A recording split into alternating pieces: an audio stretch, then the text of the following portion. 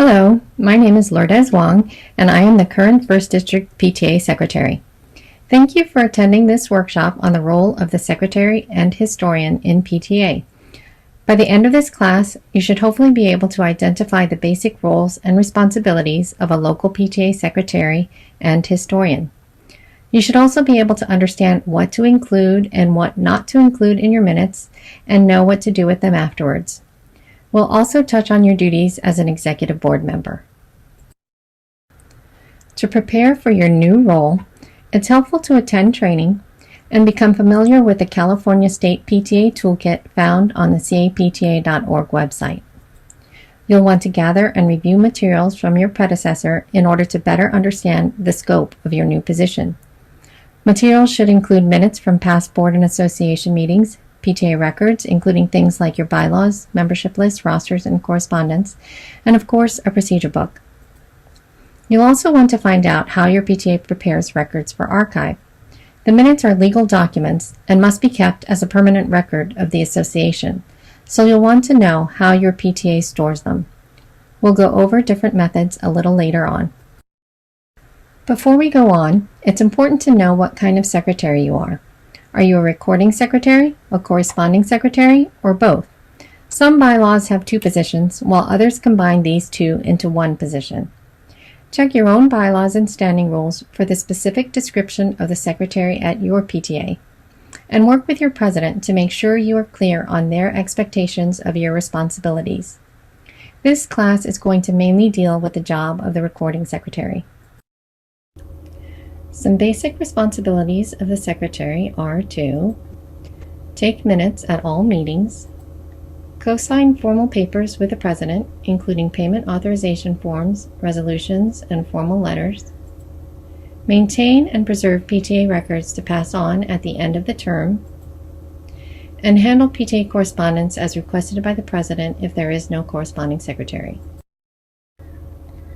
Other responsibilities include preparing a list of unfinished business from meetings for the president to follow up on, notifying officers and committee members of their election or appointment, preparing a report of the executive board and moving the adoption of board recommendations at association meetings, and maintaining a procedure book to pass on to your successor.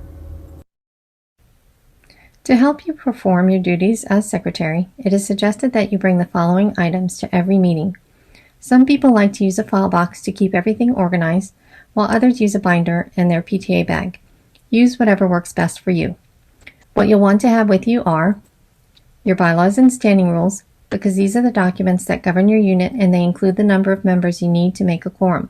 We'll go over that in a minute. You'll also want to have the meeting agenda, minutes from past meetings, any correspondence received, a list of unfinished business items, your roster, your current membership list provided by your membership chair. This is important as you need to know who is eligible to vote. You may also be asked to provide blank paper for voting by ballot. Index cards are often easiest to have on hand. It's helpful to have motion forms, which we'll talk about in a minute, a copy of Robert's Rules of Order to help with parliamentary procedure, and your PTA and school calendars. And of course, you need to bring whatever materials you need to take the minutes, whether it's paper and pen, a laptop, or electronic tablet. Here are some tips to help you prepare to take minutes. Ask for the agenda and financial reports in advance. The agenda is the best way to prepare a framework for the minutes, and having the financial reports allows you to record that information ahead of time. Getting motions in writing helps to ensure that you are accurately recording the motion in your minutes. Don't be afraid to ask speakers to slow down or repeat themselves if necessary. It's helpful to get written reports from committee chairs or officers. You'll also need a copy of them if they are to be filed with your minutes. This is a sample motion form as mentioned previously. Whenever you hear the words "I move," you should be ready to record exactly what is said next.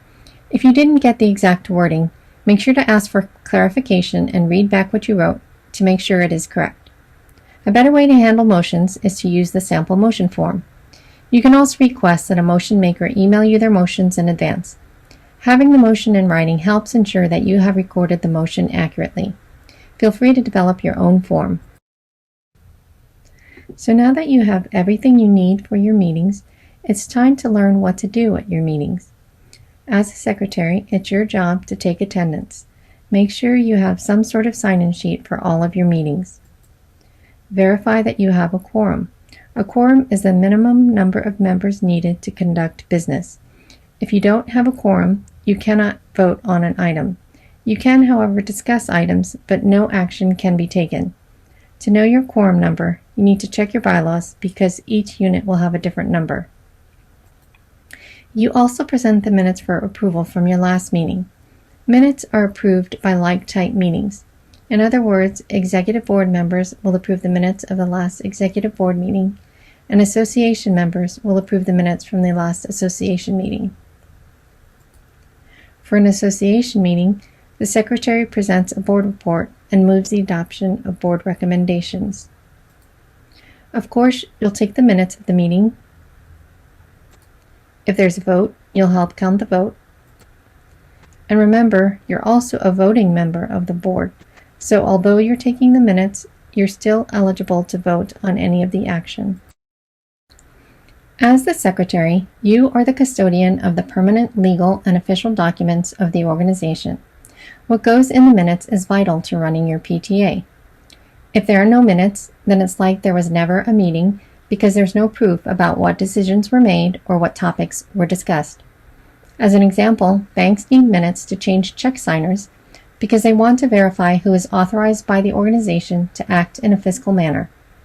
Also, if you are ever audited by the IRS, the minutes are proof that the board and/or association took an action on an item. As an overview, when taking minutes, you'll want to focus on stating what was done and not what was said. You want to be brief and factual. You also want to make sure the minutes are accurate. That's why use of the motion forms is helpful. In the minutes, you only record the final amended motions. You use a separate paragraph for each subject discussed. And again, work off the agenda, as the agenda is the outline for your minutes. Now let's go into some detail on what minutes should contain. Note the name of your association, what type of meeting it is, whether board, association, or special, the date, time, and place of the meeting. Note the time your meeting was called to order, along with the name and title of the presiding officer. Note if any pro tem officers were appointed. A pro tem officer is someone who is appointed as a substitute for a regular board member who might be absent at that meeting. This would be necessary if the president, secretary, or parliamentarian were absent. Note attendance or attach the sign-in sheet for the meeting, and note whether or not quorum was met. You'll need to note the approval of minutes from the previous meeting. You should include a summary of the treasurer's report for all PTA accounts, including the dates for the report, beginning balance, deposits, disbursements, and ending balance. The beginning balance should match the balance on hand at the end of the last report. The complete treasurer's report should be attached to the minutes. There should also be a list of payments authorized and/or expenditures ratified to pay bills. You'll want to summarize officer reports. You can attach the complete reports, but don't need to spend a lot of time outlining what the report says in your minutes. Take note of all motions, including the name of the maker of the motion and whether it was adopted or defeated. In minutes of the election meeting, note the names of the officers elected and also make sure to indicate the names and titles of the check signers. This is important as these are the minutes you'll need to take to the bank to change check signers. Note any unfinished business, any new business, any announcements, and program notes. Announcements and program notes should be brief. For example, Dr. William White, licensed marriage and family therapist, presented a program on methods to cope with stress and anxiety. And that's it.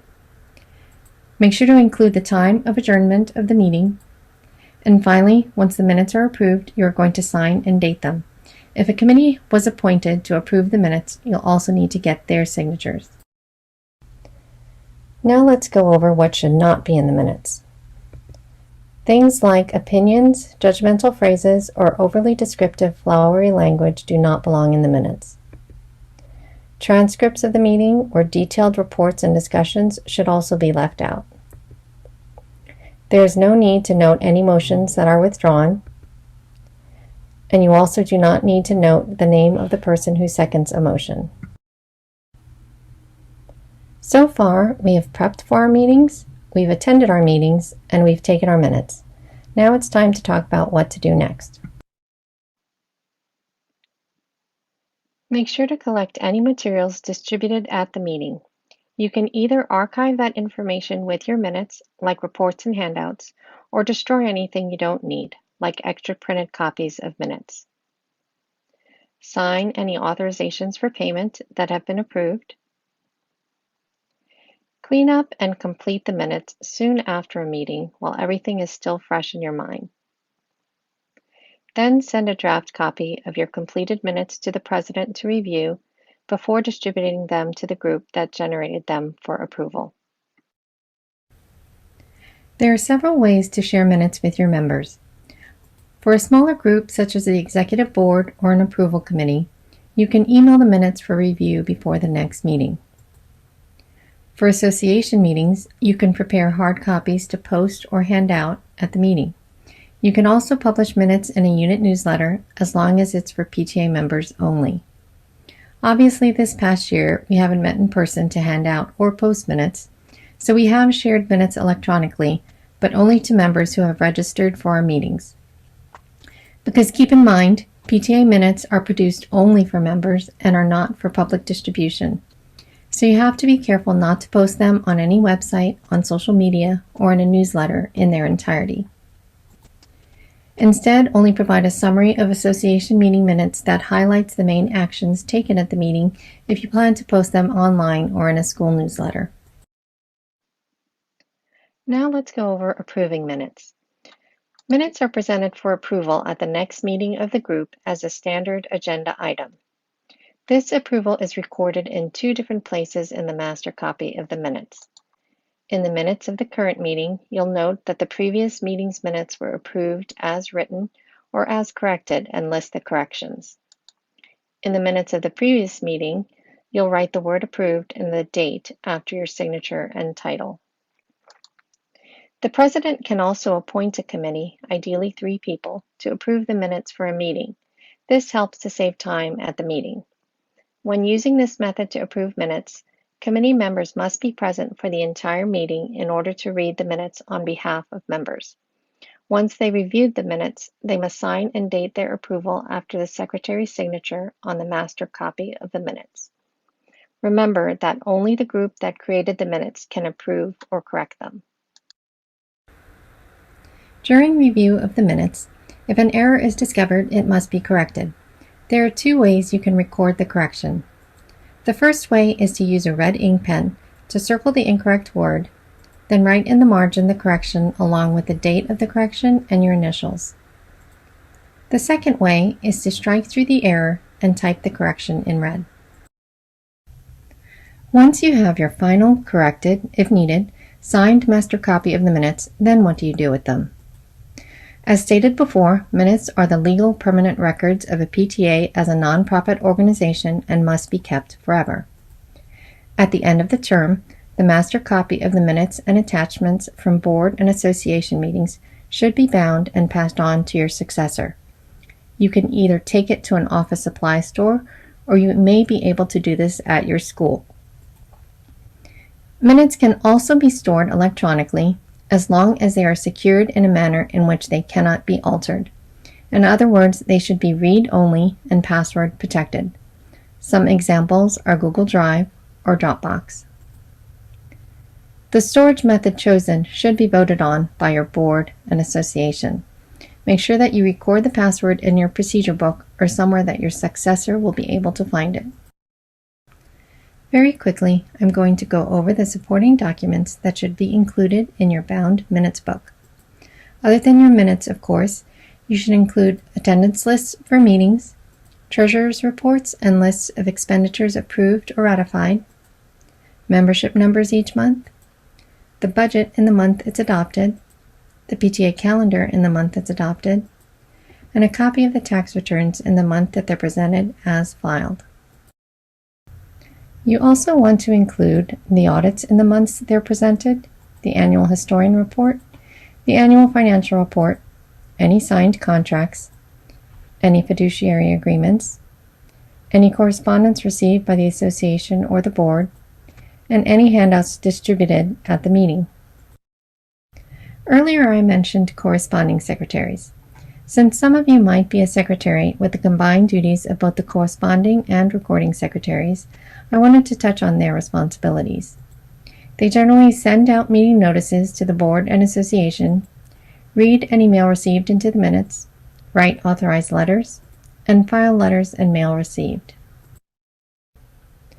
Most PTAs send out executive board and general association meeting notices via email or through a newsletter or through a calendar that is published at the beginning of the term. I know at some PTAs this job is either done by the president or a communications officer. As a secretary, you just need to make sure you know who is doing this job. Meeting notices should include the date, time, and place of the meeting, along with the agenda indicating the general business items to be considered. The most important notice that needs to be sent out is the one for the annual meeting, where the election of officers will take place. In addition to the agenda items, a list of nominees for election must be included in this notice. Work with your president and parliamentarian to make sure this important notice goes out. I mentioned at the beginning that we were also going to talk about the role of the historian, because oftentimes if your unit doesn't have one, the secretary is also tasked with some of their responsibilities. The historian collects volunteer hours for PTA meetings and events and completes and submits the PTA annual historian report. Volunteer hours are collected and reported in order to maintain PTA's tax exemption status. Historians also create a record of the activities and achievements of your PTA, and sometimes they display or present an overview of the year at one of the last meetings of the school year, or create some sort of memory book. Historians often wonder what types of activities they should keep track of when collecting hours. These are some examples. Basically, if PTA asks you to do it, you can count it towards your volunteer hours.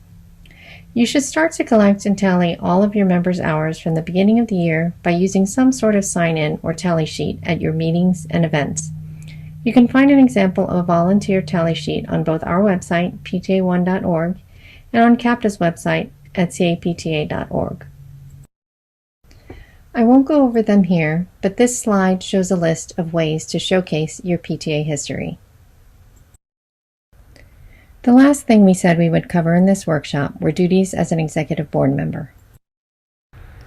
All executive board members have fiduciary responsibilities to their PTA. In other words, they have a commitment to act in the best interests of their unit. They should protect the assets of the organization. These assets include cash, volunteers, and the PTA's reputation. They should ensure compliance with all laws. These include federal and state laws, as well as the policies and procedures of the PTA. Ensure that assets are used to meet the needs of the children and members served by the PTA. Ensure continuity of the association by preserving assets for the future and not encumbering future boards. They would ensure the association remains transparent. All members should be given the opportunity to participate in decision-making and to view financial reports. Lastly, they should ensure that the association is carrying out the purposes of PTA. These include increasing family engagement, advocacy, and increasing communications between home and school. Fundraising is not a purpose of PTA, but PTAs may fundraise to provide PTA programs. Councils and districts have an additional purpose, which is to train and support local associations and their officers. If you'd like additional information on secretaries or historians, you can visit the 1st District PTA website at pta1.org under PTA Leader Resources. You can also visit the California State PTA or National PTA websites. Feel free to email me any questions, My email address is secretary@pta1.org. Thank you for attending this workshop. Our question and answer session will begin shortly.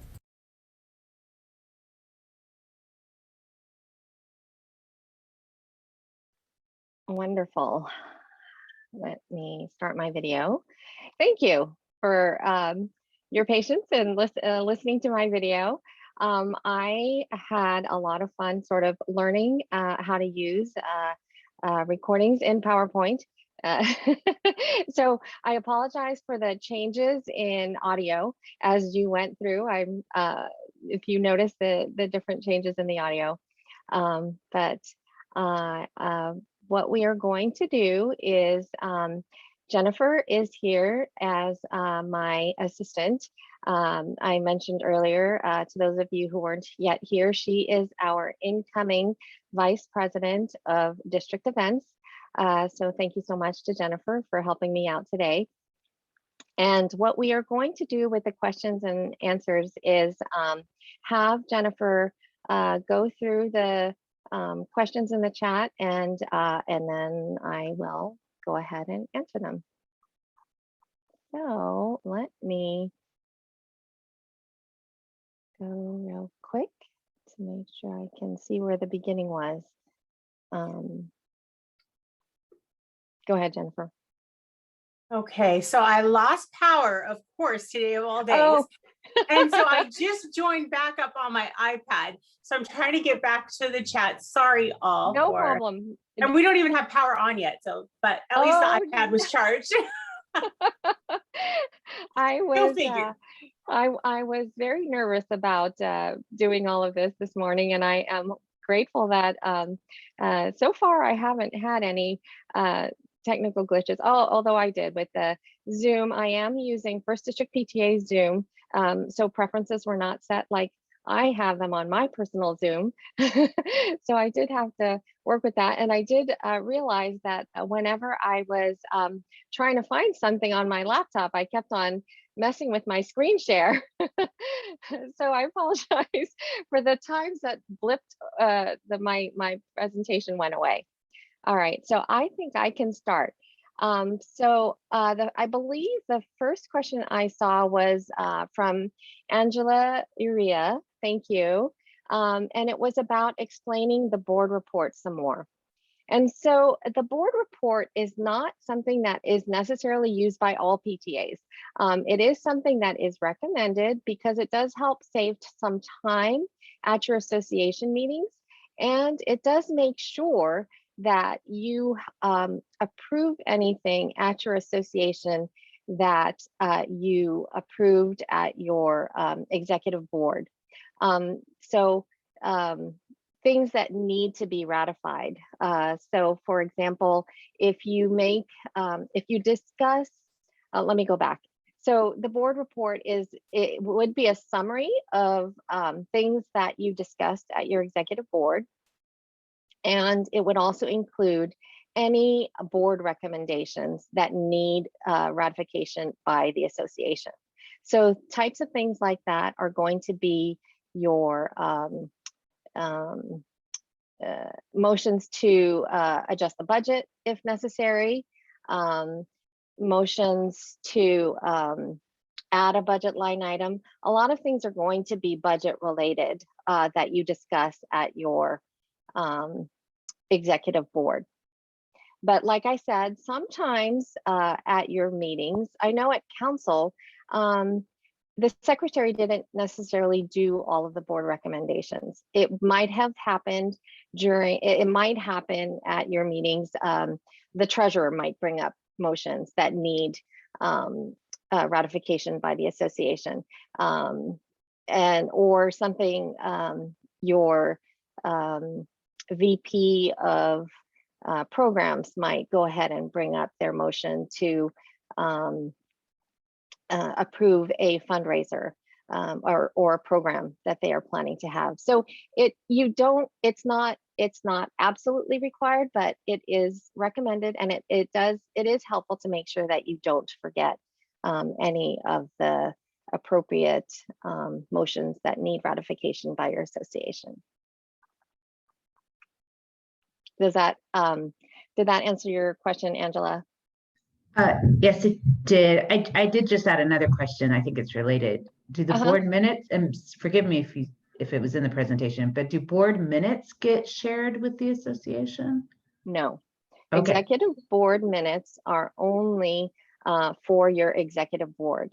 So they are confidential to your executive board, Yes. and they should not be shared with the association. Great, thank you. Mm-hmm.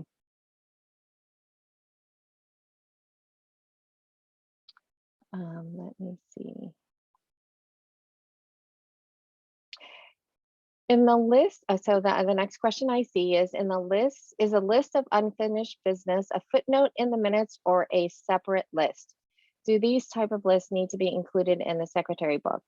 So the list of unfinished business is not attached to your minutes. It is something that just helps the president. What I like to do is, in my executive board minutes, I highlight things that need to be followed up on. I highlight them in yellow. Like if we state that the treasurer was going to research other at First District PTA, whether if we have our phone line, and if our phone, with regards to our phone bill, if we need to start looking into things like that, I might note that in the minutes that the treasurer was going to look into that, and then I would highlight that, so that that's kind of something that all of the executive board actually, I see Jennifer keeps popping off. Let me let her back in. Oh, there she is. So it is not part of the minutes. It is something separate. So if that, like I usually just do the highlighting. I don't actually create a separate list. I just highlight it, and in the board minutes. Sorry, Jennifer. Hi. That the president and the rest of the executive board can see kind of what their responsibilities are. If there's something outstanding that they need to do or report on at the next meeting, it's all highlighted in the executive board minutes. Did that help, Esmeralda? Is she still here? Great, thank you. Okay, and can the secretary make a motion, and can the secretary call for a motion? Yes, the secretary can make a motion, and you can also call for a motion.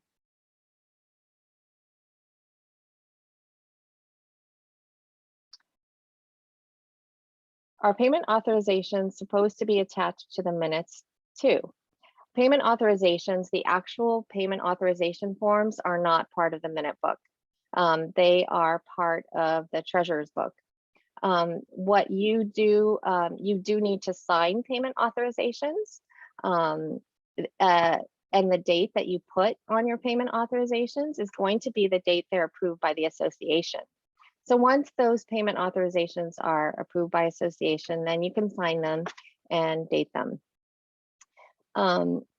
What does need to be attached to the minutes, though, is going to be your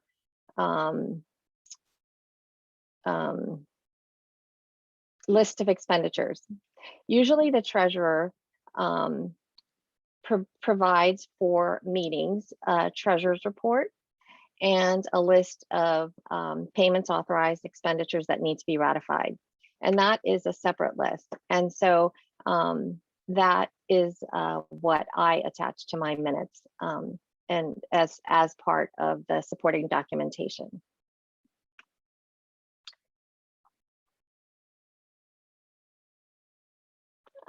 I believe the next question is from Carolyn. Does the secretary have to sign financial approval? Carolyn, can you just clarify for me? Are you talking about the payment authorizations? Yes, I guess so. I think you just mentioned in the presentation that the secretary should be doing that. And right now I'm not signing anything. So I just didn't know if I supposed to be, or like, can the president and the treasurer sign it instead, or do I have to be signing? You have to be the one to sign it. That is one of the financial responsibilities of the secretary. The treasurer is supposed to be, well, anytime you submit, a board member might submit a bill for payment or be asked to be reimbursed for something, they should have to fill out a payment authorization form and turn that in to the treasurer. The president does need to sign their approval of it. And then once the board approves it, then they can write the check. But you, as the secretary, have to sign them to verify that they were actually approved or ratified at an association meeting. So There has to Go be ahead. a specific form. It's not just enough like we vote to reimburse Kathy for $50. no, there's a specific payment authorization form that your treasurer should be using with every expenditure, with every check that she writes. Treasurers need to be using a payment authorization form that have the appropriate signatures on it. That should be part of your records or the treasurer's records. Okay. So it is a separate form. I know, yes, it's a separate form that should be signed. And that's available on the website someplace? Yes, it is. It is on CAPTA, the capta.org website. It's in the toolkit under forms or financial treasurer. If you do a search for payment authorization forms, you will be able to find it. Oh, look, somebody has put one out. Esmeralda is showing one actually. Wow, you are prepared. Good for you. Okay. But I'm what the it- outgoing treasurer for unit. So I'm in the process right now of getting all my books ready for audit.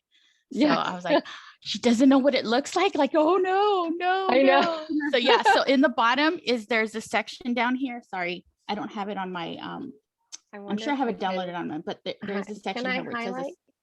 the secretary Okay. right there, secretary's signature. Can you see it? So yeah, if I you just wonder go if to I can- CAPTA, Yeah, if let you go me to see if CAPTA I and can then there's a pull little it. search bar at the top, you enter payment authorization, it'll get you straight to the form. Okay. Yeah, Your yes, treasurer should not be giving any checks out without that. That needs to be inside there with all of their paperwork. And if they haven't been, should be caught on audit. So, but there should not be a check signed or written out to anybody without that attached to it. Okay. There may have been, but I haven't been signing anything. So And sometimes, especially because of the kind of year that we've had, yeah. sometimes they might wait till the end of the year and then just hand it all to you, and you can kind of go through your minutes as well and know to see where exactly your executive board ratified that check. And then you can kind of go through. So they may be holding it back to the end of the year because of the year that we're having.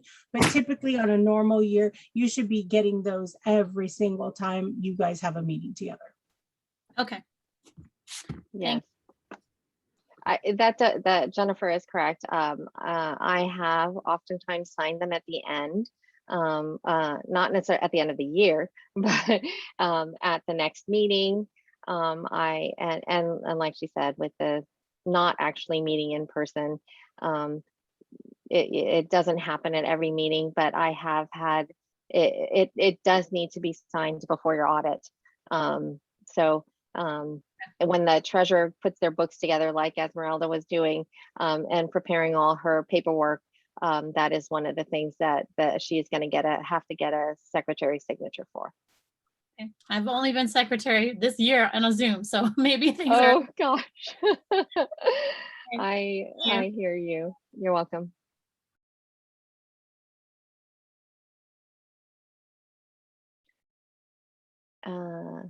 Let's see.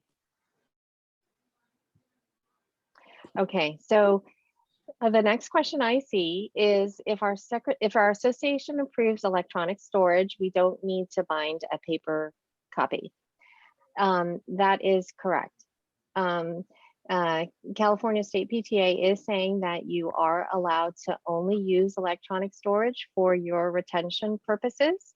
And you do not need to print and bind your minutes any longer. But you do have to be careful with that. Electronic storage, like I mentioned, you have to make sure that anything that goes on there in terms of minutes is read only, so and password protected. So it cannot and should not be accessible to the general public. It should only be, we do like to use Google Drive. We just started using Google Drive at First District, and you can organize it by year. Like you can create folders for each year, and that is a way to sort of archive the minutes by year. So you can see within, say, 2020, 2021, you'll see all of the minutes that were generated. Both board and association should be in that file. So you should not have Word documents in that file. You should only have PDFs in that file. With the signatures, with the appropriate signatures, they should be part of that electronic storage. I have started trying to use the electronic signature with Adobe, where I send out my final corrected copies of minutes to we use an approval committee. Oftentimes I do find that it's very helpful for president to assign an approval committee to read your minutes. And so I send the PDF of the minutes to my approval committee.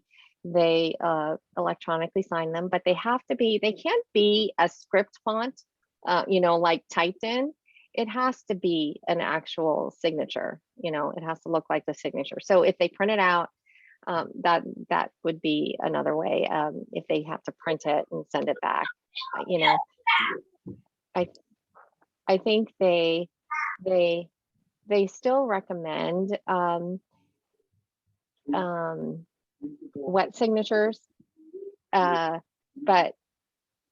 where you can print, sign, and scan back, and that's your electronic storage. But so they haven't come back to me yet. I did ask that at our convention in terms of training.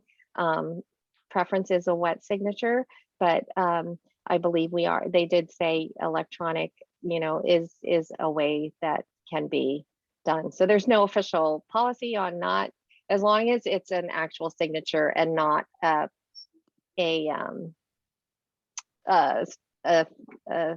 screen, not a what do you call it?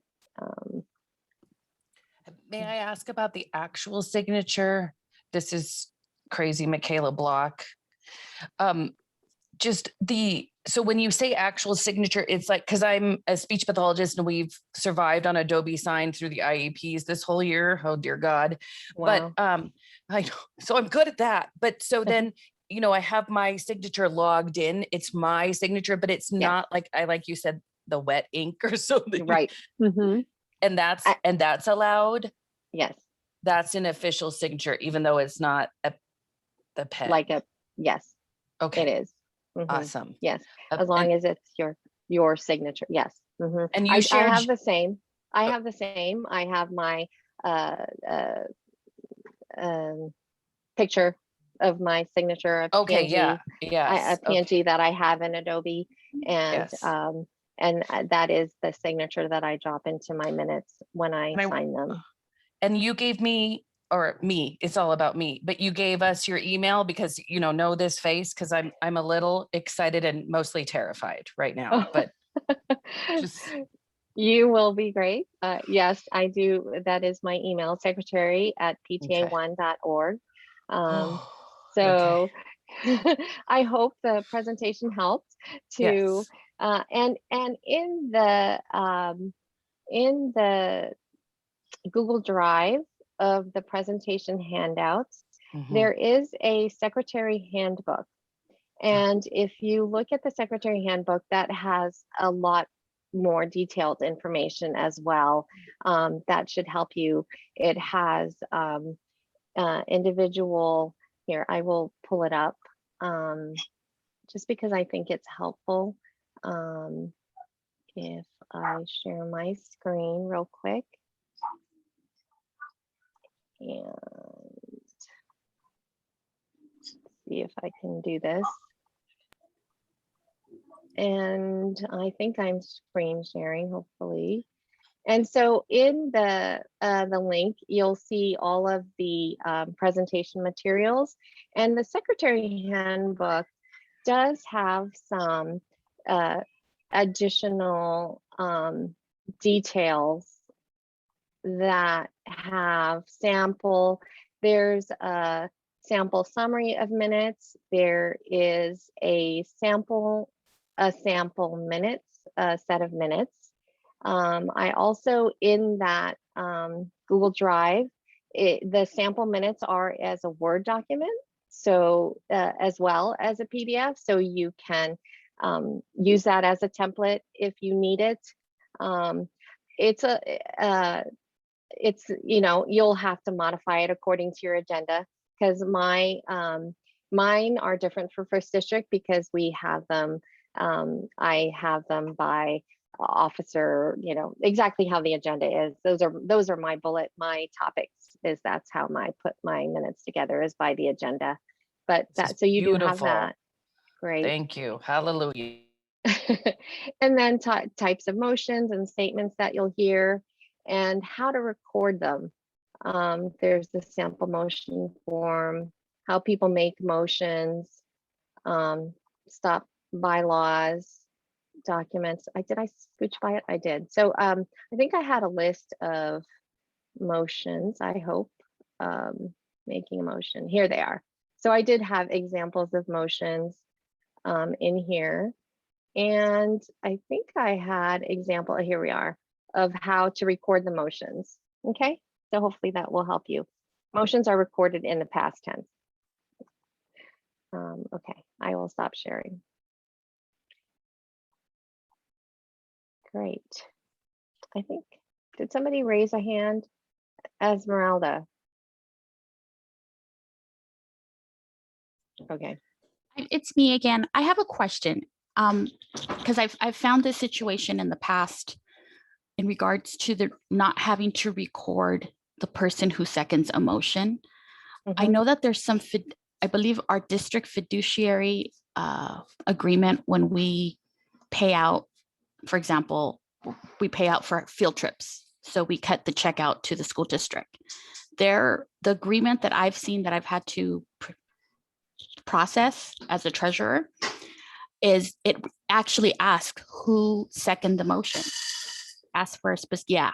It's so not only the first, who motioned, but also the name of the person who seconded the motion. I see. And it's only I only have that scenario when we have to pay out to the school district. I see. Okay. So what would be the best practice for that? Would it use the person when we approve the budget? Or do we actually, when we make the motion to cut the check out for field trips, for example? Yes. So I would use the person who, if that's a requirement of your district, then I would make sure to note who, make sure you know who notes the second. And you could put that in your minutes if that's a requirement of your district. PTA does not require it, but if your school district does, then, and it's better for the secretary to have that in there, or for the treasurer to have the secretary record that for you. You can request that, or you as the secretary can, I'm sorry, what was I saying? Somebody, either the Yeah. secretary or the treasurer, needs to make sure they note that for you. Correct. Yeah. So I'm changing roles. I'm finishing treasurer and I'm moving on to secretary. So it's like, okay, that scenario is going to play again. I can see Okay. it. It's in my future. I see. Yeah. Okay. Thank you so okay. much. You're welcome. Okay, so where was I?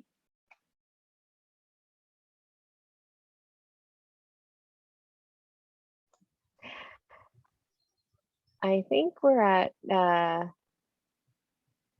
Nicole Chavez. thank Right. you. Yep.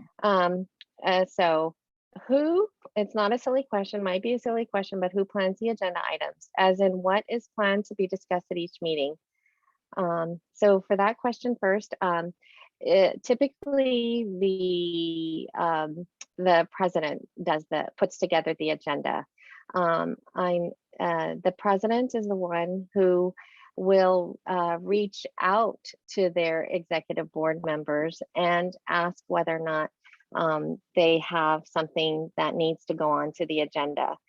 So this is for executive board, say. If you know, typically all of your executive board officers are going to give a report, and so they are going to be on the agenda listed to give a report. To plan, as in planning to what is discussed, that's typically how at my units and council and district I've seen it done, where the president puts together the agenda items, you know, discusses with their executive board who needs to bring forward a report and discussion topic. Number 2, is there a time frame before executive board meeting the minutes and or agenda should come out? What about association meeting? Okay, so so the time frame is ideally very quickly after you finish the meeting. It's easier to complete the minutes, clean them up soon after, within a couple of days of the meeting, so that you have everything fresh in your mind. I know I'm guilty of not doing it right away. Things get busy and I don't necessarily get to them right away, but I would say a week. Within a week, it would be a good time to be able to complete a draft version of the minutes, send it to your president for review to see if they have any comments or corrections, and then you can send it out to the executive board to review before the next meeting. If at First District, we send it to the entire executive board. I know some at council, I know we used a committee to approve minutes. So those would just go to the committee. And then they would, typically they would go out if they're the final, if they've been approved, it would go out with the meeting notice and the agenda for the upcoming meeting. You would see minutes from the previous meeting. That's when you would see them. Okay.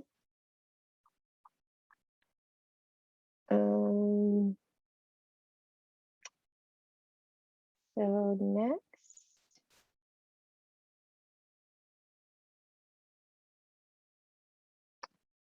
So Carolyn asked, is it not necessary to take notes of speakers' comments? For example, you can just write, the superintendent presented her report. Yes, you can just write a general, a brief statement of the speaker's comments, but it's helpful to have something, just some summary of what she talked about. Not just that she gave her report. You don't have to go word for word about what she said, the superintendent, but you can say she discussed, I don't know, the happenings at Mountain Avenue, or what would the superintendent report on? The textbook adoption was being discussed or considered, things like that. I think you do want general items so that they're informative, so that your minutes are informative, but it should not be detailed. Is that good, Carolyn? Great. Joan, could we see a sample of proper meeting notes? I feel like I add a lot of detail and suspect it's unnecessary. So Joan, I hope you, in the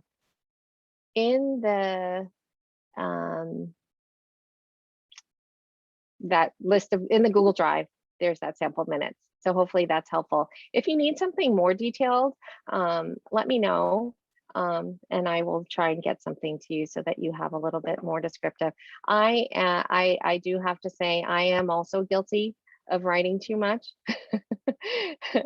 I know during my meetings, I have I guess my raw copy of my minutes, and it basically, I try to take down everything everybody says, and then I weed through it. And for my draft minutes, I will be more summarize more things and try and make sure I only put down the important, relevant information. A lot of discussion should not go in your minutes. It's not necessary for them. But like I said, I know you can,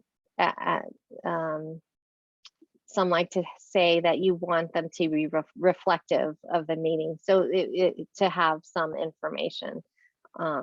You don't want to ever put in names necessary of who said what, but you can say, we discussed who should be our fundraising company. We talked about Popcornopolis versus Charleston Wrap versus American Greedy, whatever, those kinds of things. But you would not specify who necessarily made any discussion comments. That's helpful. Okay, great. Michelle asks, do I have to print out all the minutes and physically sign them, or can that be done electronically? I think we did talk about that, Michelle, in that you can, they are saying that we can sign them electronically as long as you are using your official signature and not just using a script font in Word. It does have to be your official signature in the minutes. Do the board minutes need to be shared with the association minutes? Oh, sorry, I think you did say that. Okay, great, thank you. Are we able to use electronic signatures for forms? So in terms of forms, do you mean which types of forms, Joan? Those reimbursement forms. I see. Yeah, so I'm not sure on the from this treasurer standpoint where that stands. I'm not, I know that the first district secretary was, treasurer was discussing that and asking for that, what CAPTA recommends in terms of electronic signatures, especially with COVID, because we aren't seeing each other in meetings to be able to sign everything. But I don't know what the official word is yet on the payment authorization forms. So, because for minutes, I know that we were allowing, back when the whole pandemic started and we, in terms of minutes, weren't printing them out and having people sign them. For my approval committee, if I emailed the minutes to them and they noted that they approved them, I would print out the email that I got back saying that they approved it and attach that to my minutes. And I was told that at that time that was okay to use as my to show my approval. Obviously, they prefer wet signatures, but electronic signatures is going fine now too. So, if I can find out for you about the treasurers, I'll let you know.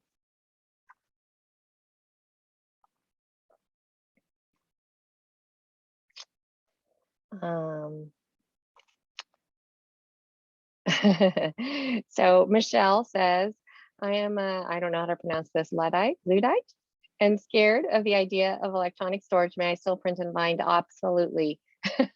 Absolutely. I know at First District, we are, I think our recommendation, can you still hear me? I'm trying to, I noticed sorry. Can you hear me now? Okay. That we are still deciding that we want to have a bound version of the minutes. So bound and printed. So we do have, we are at the end of this year, fortunately we have an office, and our office secretary is, I'm going to send all of our minutes to the office secretary to print in the office, and we are still going to bind them, print and bind them. So absolutely. If you decide that's the type of backup you want for your electronic storage, that's perfectly fine. Currently, that's how we are going to be doing it. The issue, of course, with that is always going to be storage. So, I think that what's happening is, where are we storing these minutes that they are safe? And if you have space at your school to store them, hopefully they have given you space at your school to store them. You don't want them in somebody's garage. Ideally they should be you should have space at your school unit or council to be able to store your minutes.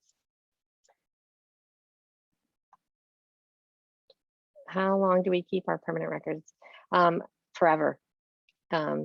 Minutes have to be kept forever.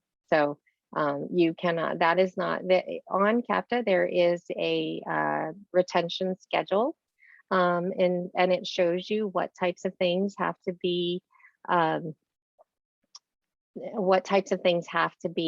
kept forever, what types of things only need to be kept for 10 years, 7 years, 2 years. It varies depending on what it is. But with minutes, those need to be kept forever. So bound ones tend to start taking up a lot of space. I know in the First District office, we have cabinets and cabinets of minutes. So Carolyn asked, can attendance be listed in the minutes? I've been just taking roll on our Zoom meetings and noting who is there. Do you need to have a separate sheet? No, you do not need to have a separate sheet. If you do note them in your minutes, that's okay. I know at my previous council, at the top of my minutes, I did say in attendance, and I wrote everybody's names in there. But you can create some sort of sign-in sheet for your minutes in order to just attach that way, or have it be a separate. It can be if you want to just note attendance, sign-in sheet attached, you can do that as well. But it's perfectly fine to have the attendance listed in the minutes.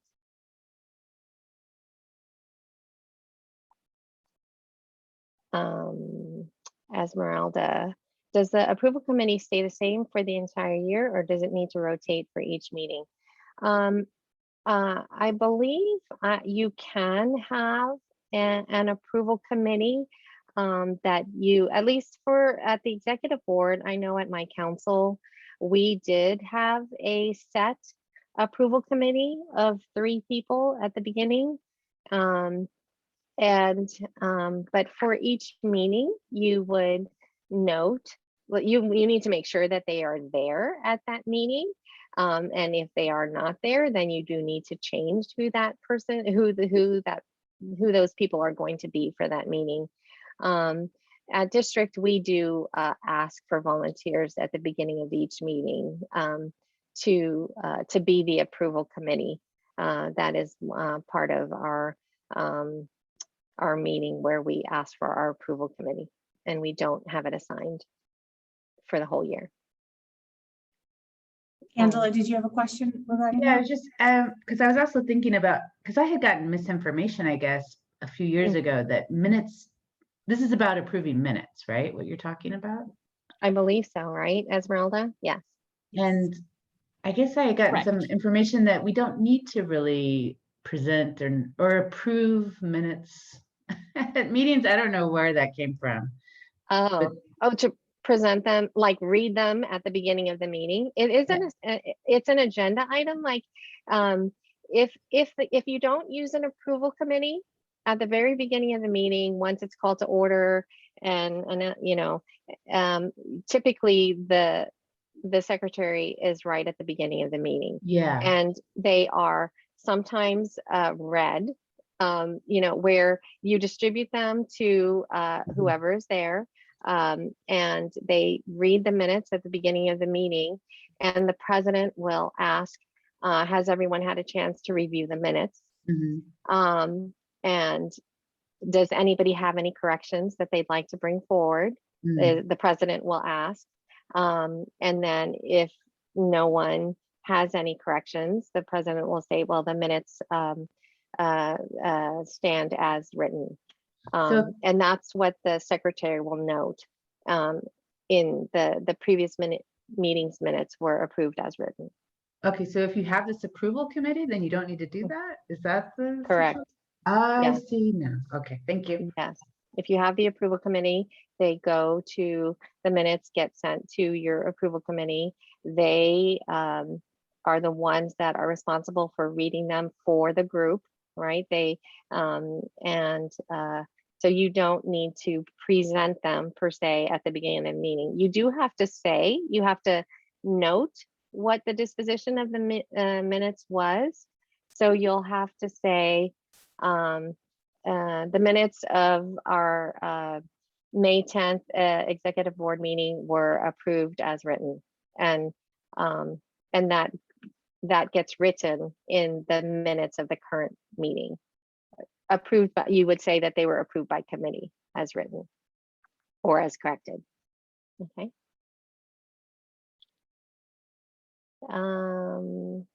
Next, regarding historian, can hours be kept digitally to either Google Drive or Sign Up Genius to keep them?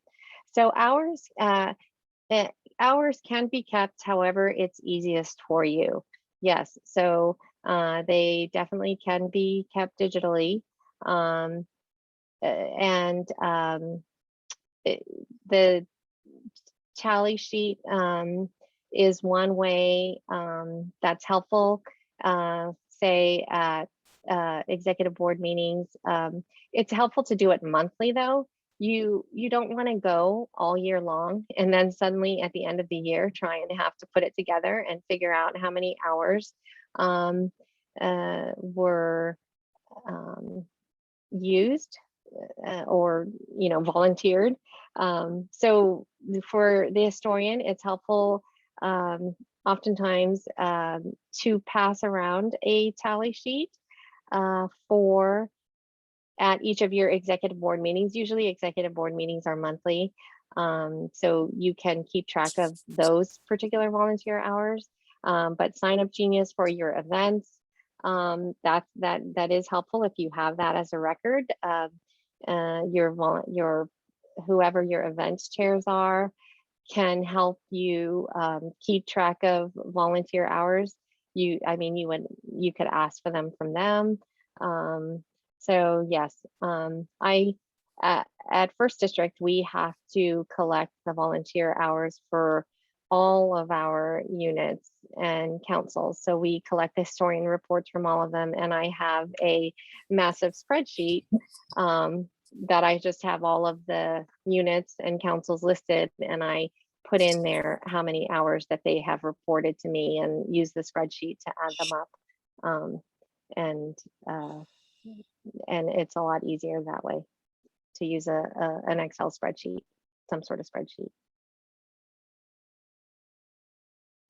Jennifer, can you discuss the approval and signing process, please? Jennifer, did I cover that enough? She Okay. typed yes. Oh, she did. Sorry. Okay. Thank you. I was just like, okay, great. Quick co-host again. I'm sorry. Oh, sorry, Jennifer. No, you're no problem. I finally caught up on the chat, deleted everything before, but I'm So if Yeah. you need me. Let me find you. There you are. Okay. Oops. I'm making Nicole a co-host. Wrong one. I lost you. You were there for a second, and then there you are.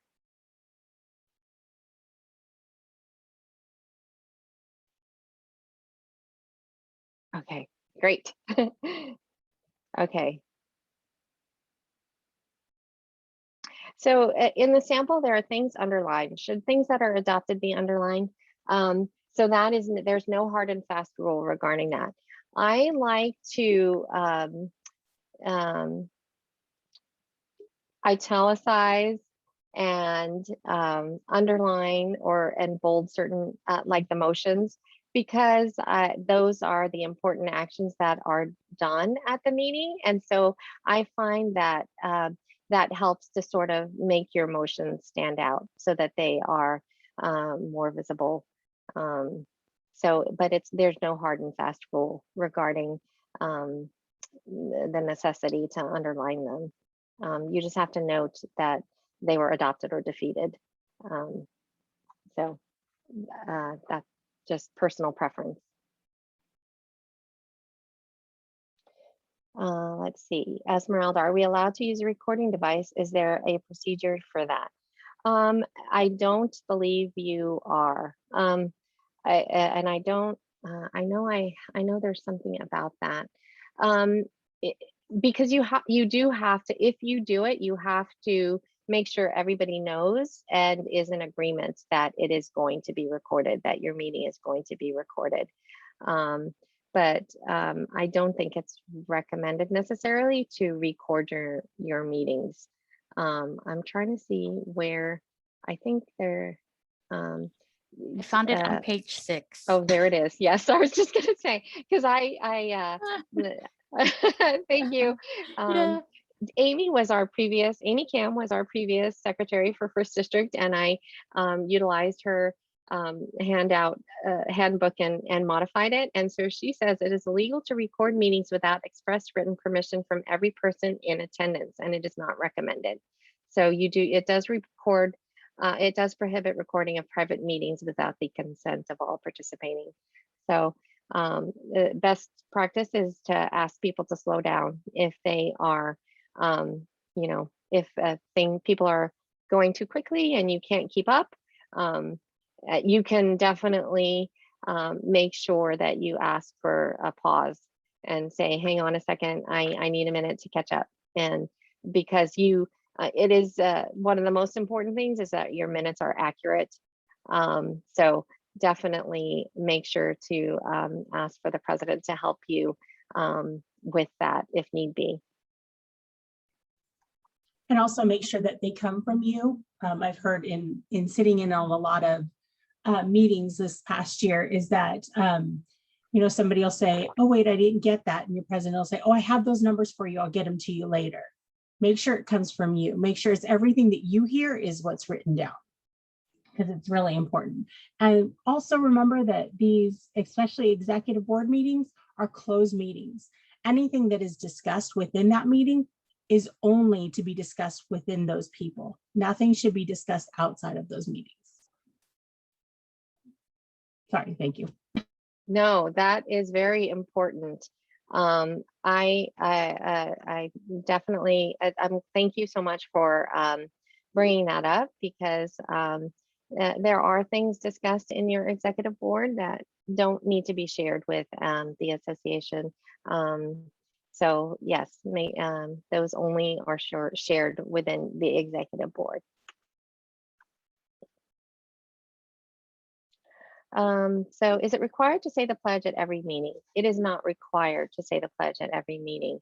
I believe there are some requirements for if you are having your meeting in a certain location. And I have that somewhere. I'm trying to remember where I have that written. I believe I have that information, but I think it's if it's in a certain building or location, is when you'll want to have your Pledge of Allegiance. Not for your executive board meetings. I think it's typical at your association meetings to have a Pledge of Allegiance at the beginning, or a presentation of colors if you're having a program at the beginning of your meeting. But I don't believe it's a requirement. If I hear differently, I'll let you know, but I don't think it's a requirement.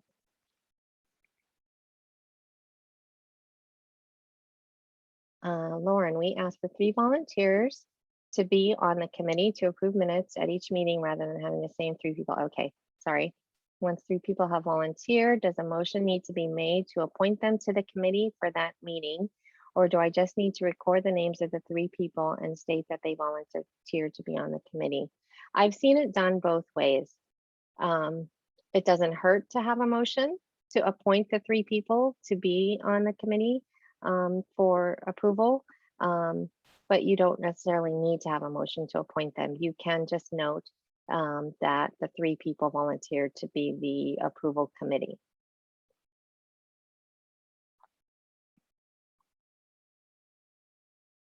Noah asks, back to capturing the volunteer hours, what qualifies as a volunteer hour? Is it the total person hours? Is it for all meetings? So it is for each individual. Volunteer hours are kept for each individual person. So if at your carnival you had 100 volunteers and they each spent 3 hours at the carnival volunteering, that's 300 volunteer hours for that event. So Thank you. Do you recommend doing it all in the same spreadsheet or separate spreadsheets for each person, or what? The event, so for the event, I wouldn't, let me try and think about that. A spreadsheet for an event, I think typically I would have gotten them. So at a unit, I would have gotten sort of a list from the event chair, or a estimation from the event chair, what those hours were. I would have asked for that from the event chair. So it kind of would have depended on the event chair. You can, in speaking in terms of an executive board, I like to have just their names and then the hours that they have. In the Google Drive, I have a sample spreadsheet that I send to each executive board member in order to for them to keep track, so that at the end of the year or monthly when I ask them, and it's broken down by month, when I ask them what their hours are, they have something to refer back to. If they depending on how they keep track of their hours, sometimes they might use their calendar to help keep track of their hours, that kind of thing.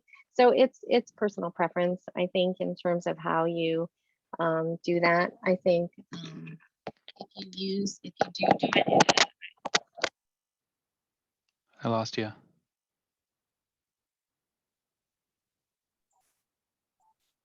Lourdes, your sound went away.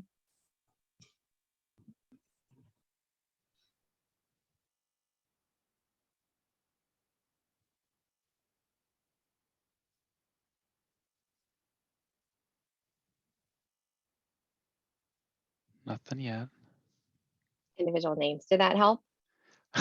We just caught the very last thing where you said individual names, but everything else was muted in some way. Oh, sorry. Let me try and change my sound.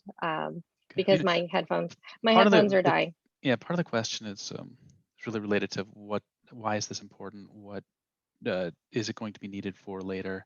Is it Okay. important to know that an individual is attributed to particular volunteer hours? Do volunteer hours include executive meetings? Do they include regular monthly meetings? Mhm. So it does include all of your meetings. It is not important to have that information individually, how many hours each individual had. The only importance is the total volunteer hours. Why we use it, it is a requirement as a nonprofit organization to collect and report volunteer hours. So because you're a nonprofit, that's why we have to do it. And it is impactful for you to say at the end of the year to your school or to your school district, to the district board, say the council presents a report of the council. You can say, as a council, we had 100,000 volunteer hours throughout the school year. Each volunteer hour is worth $33.61. So that is a grand total of however many dollars of volunteer hours. It kind of highlights, collecting the volunteer hours highlights the importance of your volunteers. So I think that is the most important thing, is collecting those, is presenting that and people knowing how many volunteer hours you have. That helps. Thank you. Okay, great. So I misunderstood Noah's question, so you can disregard my comment. okay. Time at meetings as count get form and happy. So I think can we just do a Google Form spreadsheet and have people fill it out by event column during the school year? Yes, you can. That's a great idea. Accessible to everyone. Will the handouts be on Google Drive indefinitely, or do I need to save them to my device? That's a good question, and I don't know the answer to that. I believe they should be on there indefinitely, but I will verify that for you and let you know. I don't see why we would delete them.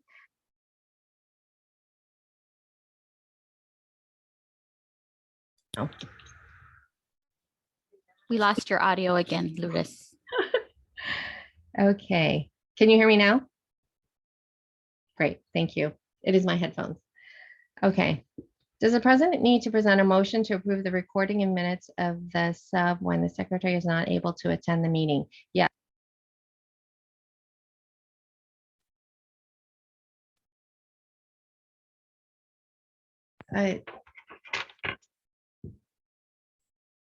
Okay, is that better? Yes, you can hear me, right? Okay, so the president does need to, at the beginning, if the secretary is absent, this is where I talk about pro tem officers, which are the substitutes. So the president will say at the beginning of the meeting, I appoint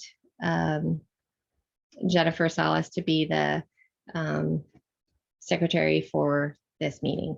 So yes, they do. And it has to be noted in the minutes. I think that was the end. Jennifer, does that look like all the questions? I hope we have answered your questions. I know we are coming to the end of our time. Actually, I think we have about 5 more minutes left. Again, because I want to give you some time to get to your next class if you are attending the next session. I think, did we put in the chat the list, let's see, access to the schedule, handouts, and links to the next meeting? I will throw that in there so that for the next presentation. Does anybody else have any additional questions? No, Great. no, it's been very informative. Great. I'm glad to hear it. I'm glad to hear it. And like I said, though, if anybody has any additional questions that they think of, feel free to email me. And we will be sending out a frequently asked questions that just summarizes everything, and be sending that out to all of the attendees of the conference. Sound good? Great.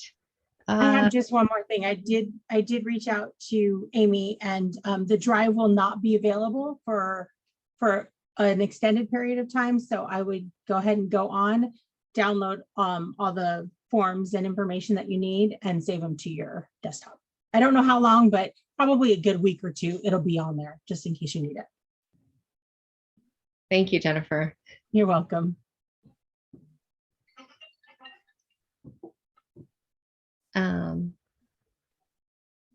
Great. I think that's it then. So enjoy the rest of the conference. If you're attending the other classes, I appreciate you being here. Thank you again. I appreciate it. Take care. Thank you, thank you, thank you.